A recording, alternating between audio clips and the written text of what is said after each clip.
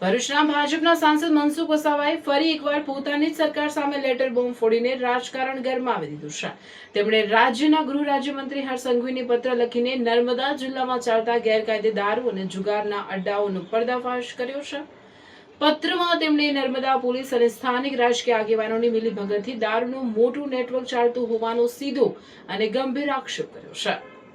ભરૂચના સાંસદ મનસુખ વસાવાએ ગૃહમંત્રીને લખેલા પત્રમાં દારૂની હેરાફેરીના આખા રૂટ અને મોડસ ઓપરેન્ડીનો પર્દાફાશ કર્યો છે। તેમણે પત્રમાં લખ્યું છે કે પડોશી રાજ્ય મહારાષ્ટ્રની સરહદ પરથી નર્મદા જિલ્લામાં મોટા પાયે વિદેશી દારૂનો જથ્થો ઘુસાડવામાં આવી રહ્યો છે। મહારાષ્ટ્ર બોર્ડરથી લઈને દારૂ સપ્લાયના આખા રૂટમાં જેટલા પણ પોલીસ સ્ટેશન આવે છે તે તમામના પીએસઆઈની આ કાળા કારોબારમાં સીધી સંડોવણી છે। આ સમગ્ર નેટવર્કમાં આમલેથા પોલીસ સ્ટેશનની ભૂમિકા સૌથી ખાસ અને શંકાસ્પદ હોવાનો સાંસદે પત્રમાં સ્પષ્ટ ઉલ્લેખ કર્યો છે। નર્મદા જિલ્લામાં ઘુસાડવામાં આવેલો આ વિદેશી દારૂનો જથ્થો ત્યાંથી આગળ ઉમરલા, રાજપાડી, કરજણ અને શિનોર સુધી બેરોકટોક મોકલવામાં આવે છે। સાંસદ મનસુખ વસાવા માત્ર આક્ષેપો કરીને અટક્યા નથી, પરંતુ તેમણે નર્મદા પોલીસના કેટલાક પોલીસ કર્મચારીઓના નામ પણ પત્રમાં લખીને ગૃહમંત્રીને મોકલ્યા છે।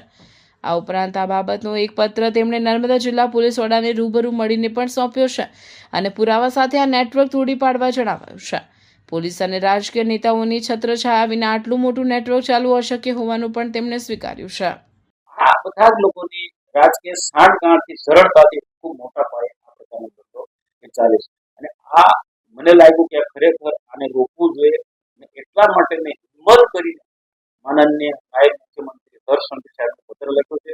મને ચોક્કસ વિશ્વાસ છે કે હર્ષ સંઘવી સાહેબ આને ચોક્કસ અમલમાં રહેશે અને જે નર્મદા જિલ્લાનો જે પ્રકારનો જે દૂષણ છે, આજે દારૂ ઘૂસે છે, આજે જે બોર્ડર મહારાષ્ટ્રની બોર્ડર પરથી સરળતાથી નર્મદા જિલ્લામાં જે દારૂ ઘૂસી છે, આવનારા દિવસોમાં બીજું પણ ઘૂસી શકે છે।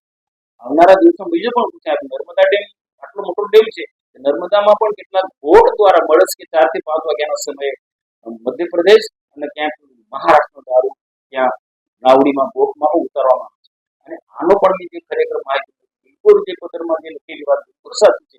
તો આ પ્રકારનું જો કૃત્ય ચાલતું હોય તો આ વિસ્તારના આગેવાન તરીકે મારી ફરજ પડે છે રાજકારણથી ઉપર ઉઠીને નર્મદા જિલ્લાની સલામતી માટે ડેમ જેટલા મોટા આટલા પ્રોજેક્ટની સલામતી માટે મેં આ માનનીય નાયબ મુખ્યમંત્રીને પત્ર લખ્યો છે। આ પત્ર લખ્યા પછી તો કદાચ કાર્યવાહી આગળ આવશે।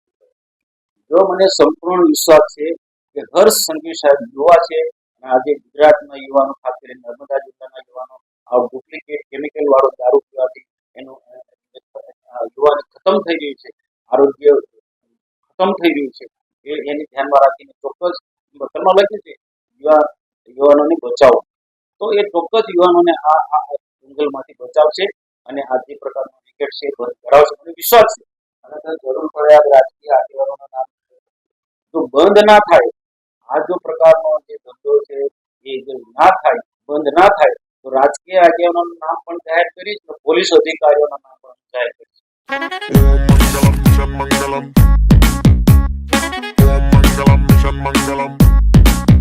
मंजिल